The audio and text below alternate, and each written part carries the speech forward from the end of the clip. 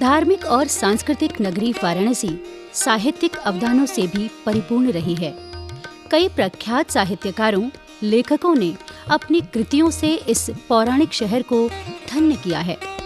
आचार्य रामचंद्र शुक्ल उन्हीं महान हिंदी साहित्यकारों में से एक थे, जिन्होंने हिंदी साहित्य का इतिहास लिखकर हिंदी को एक नई दिशा दी।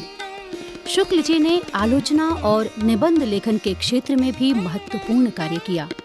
उनकी साहित्यिक रचनाओं में मानवीय भावनाओं की सूक्ष्म विवेचना, गंभीर चिंतन और गद्य शैली के सर्वश्रेष्ठ उदाहरण मिलते हैं। आचार्य रामचंद्र शुक्ल की 141वीं जयंती के शुभ अवसर पर आचार्य रामचंद्र शुक्ल साहित्य शोध संस्थान वाराणसी द्वारा एक संगोष्ठी का आयोजन किया गया, जिसका विषय था आचार्य रामचंद्र शुक्ल और हिंदी आलोचना। संगोष्ठी की अध्यक्षता प्रोफेसर सुरेंद्र प्रताप सिंह ने किया। मुख्य अतिथि प्रोफेसर वशिष्ठ अनूप थे। संगोष्ठी में पधारे विशिष्ट वक्ताओं ने आचार्य रामचंद्र शुक्ल की कृतियों पर अपने विचार व्यक्त किए। शुक्ल जी का जो निर्माण हुआ है वह कोई सामान्य प्रक्रिया नहीं है। उनके पूरे साहित्यिक व्यक्तित्व के निर्माण की जो प्रक्रिया है, आश्चर्य होता है कि प्रायः सभी विधाओं में उन्होंने हस्तक्षेप किया। मधुस्रोत के माध्यम से कविता में, ऐसा नहीं कि वो कविता में असफल है। जिस कालखंड में कविताएं लिखी जा रही थी, मधुस्रोत जो है हल्की कविता नहीं है। वह मेघस्तनीज पर काम कर रहे हैं। वे बुद्ध चरित लिख रहे हैं, लाइट ऑफ एशिया। अनुवाद का जो कार्य है वह उनके व्यक्तित्व के निर्माण में बहुत ही सहायक है। बुद्ध पर लिख रहे हैं, शशांक पर लिख रहे हैं। आप सोचे क्यों कर रहे हैं? ये कल्पना का आनंद अनुवाद कर रहे हैं। ये पक्ष छोड़ना नहीं चाहिए। ये सब शुक्ल जी को एक सुव्यवस्थित आलोचक बनाने की प्रक्रिया के तहत में देखना चाहिए। कि रामचंद्र शुक्ल के इतिहास पर, उनके आलोचनात्मक लेखन पर हम एक नए सिरे से कुछ व्यवस्थित कार्य करने की योजना बनाते हैं। अब ये कहते हुए मुझे ये ध्यान है कि रामचंद्र शुक्ल पर इतना लिखा जा चुका है और बहुत अच्छा लिखा जा चुका है कि उसके बाद कुछ नया लिखने का साहस करने में भी संकोच होता है कि उसके बाद हम क्या ऐसा लिखेंगे जिसके लिए हम ये कह सकें कि इसमें हमने कुछ नया किया। व्यक्तिगत रूप से अगर आप मुझे पूछें तो मैंने भी कुछ नहीं लिखा है रामचंद्र शुक्ल के बारे में। यद्यपि द्विवेदी जी के बारे में, हजारी प्रसाद द्विवेदी जी के बारे में मैंने जरूर लिखा है, और उनके भी लेखन के एक पक्ष को लेकर। तो आसान नहीं है रामचंद्र शुक्ल के बारे में लिखना, और अब तो बिल्कुल भी आसान नहीं है, क्योंकि दो तो पूरी की पूरी उनकी रचनावलियां आ चुकी हैं और उसके अतिरिक्त कई लोगों ने बहुत महत्वपूर्ण लेखन किया है रामचंद्र शुक्ल के बारे में। मैं व्यक्तिगत रूप से अगर सोचूं कि मुझे हिंदी का वो सबसे प्रिय आलोचक अगर मुझसे कोई पूछे, और मेरे विद्यार्थी ये जानते भी हैं, तो यहाँ पर मैं हूँ इसलिए कह रहा हूँ, ऐसा नहीं। मुझे हिंदी के सबसे बड़े और प्रिय आलोचक आज भी रामचंद्र शुक्ल ही लगते हैं। आलोचना की शुरुआत हिंदी में रीतिकाल से ही हो जाती है, और लेकिन रीतिकाल की जो आलोचना है उसमें केवल संस्कृत के आचार्यों को ही लेकर चलने का, उन्हीं के सिद्धांतों के विवेचन का प्रयास किया गया है। कोई नया उसमें कुछ जोड़ा नहीं गया। उसके बाद आता है भारतेंदु युग।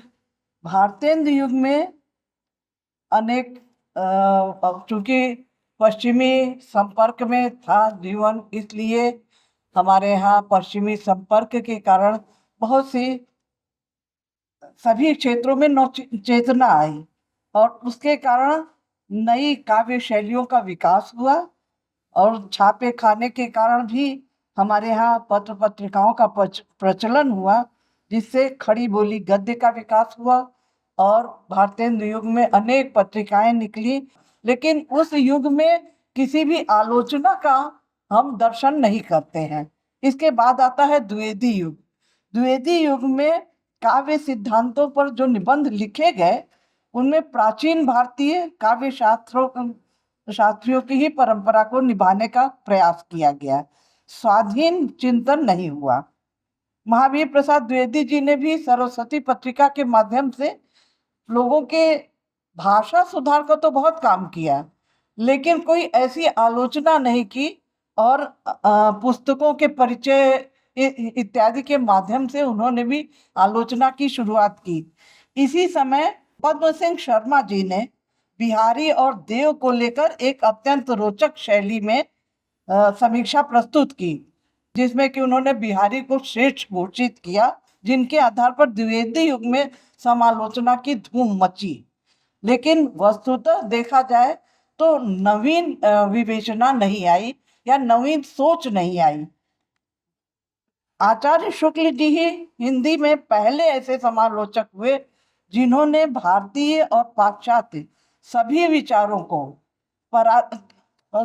विचारों की पराधीनता से मुक्त होकर हिंदी साहित्य में समीक्षा का स्वतंत्र पंथ निर्मित किया।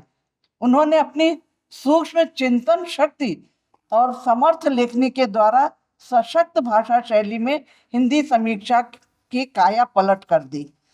उन्होंने व्यवहारिक और सैद्धांतिक दोनों प्रकार की आलोचनाओं का निर्माण किया। शुक्ल जी तत्वाभिनिवेशी समीक्षक थे। समीक्षा के परंपरागत शास्त्रीय मूल्य और मानदंडों से पूर्णतया परिचित रहने पर भी उन्होंने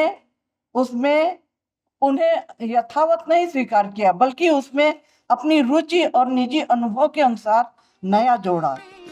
आचार्य रामचंद्र शुक्ल साहित्य शोध संस्थान वाराणसी की अध्यक्ष वरिष्ठ साहित्यकार डॉक्टर मुक्ता ने शुक्ल जी की जयंती पर आयोजित संगोष्ठी के उद्देश्य को परिभाषित करते हुए बताया।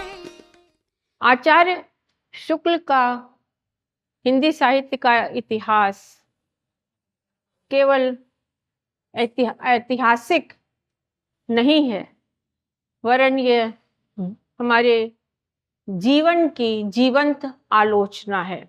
हमारी जातीय स्मृतियों पर यह इतिहास उंगली रखता है और हमें हमारे जो जातीय सोपान हैं उनसे अवगत कराता है।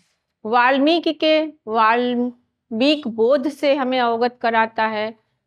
तुलसी, जायसी और कबीर सभी ने जो कुछ भी हमारे पूरे इतिहास में योगदान दिया है उस सब की विवेचना, खास तौर से जो व्यवस्थित कालखंड है उसका निर्माण आचार्य रामचंद्र शुक्ल ने किया है। आचार्य रामचंद्र शुक्ल जयंती पर आयोजित आचार्य रामचंद्र शुक्ल और हिंदी आलोचना विषयक संगोष्ठी के उपरांत शुक्ल जी द्वारा लिखित हिंदी साहित्य की दूसरी कहानी पर आधारित नाटक 11 वर्ष का समय का नाट्य मंचन प्रस्तुत किया गया। शुक्ल जी का साहित्य में बहुत ही जबरदस्त योगदान है। हमने क्या है कि उनकी काफ़ी क्या है कि कहानियों को पढ़ा है और जब से मैं इस संस्थान में आ रहा हूँ उनके बारे में और काफ़ी कुछ क्या है कि हमको जानकारी मिली है। रामचंद्र शुक्ल हिंदी साहित्य के एक बहुत ही पुरोधा आलोचकों में से एक है। देखा जाए तो आलोचक ही उनका मूलतः एक पेशा पहचान रहा है और बहुत ही बड़े सुदृढ़ मंझे हुए साहित्यकारों में से एक रहे हैं। आचार्य रामचंद्र शुक्ल को उनकी 141वीं जयंती पर शत शत नमन। हिंदी साहित्य की दूसरी कहानी पर आधारित नाट्य रूपांतरण के महत्वपूर्ण बिंदुओं को रेखांकित किया आचार्य रामचंद्र शुक्ल साहित्य शोध संस्थान वाराणसी के मंत्री प्रोफेसर मंजित चतुर्वेदी ने। ये एक बहुत बड़ी चुनौती थी मंच रूपांतरण की। उस समय का काल, उस समय की दशाएं, उस समय के पात्र, उस समय की वेशभूषा, उस समय के संवाद और मनोस्थिति, इन सब को रूपांतरित करना एक नाटक के रूप में, एक कहानी को, ये कठिन और चुनौती भरा कार्य था।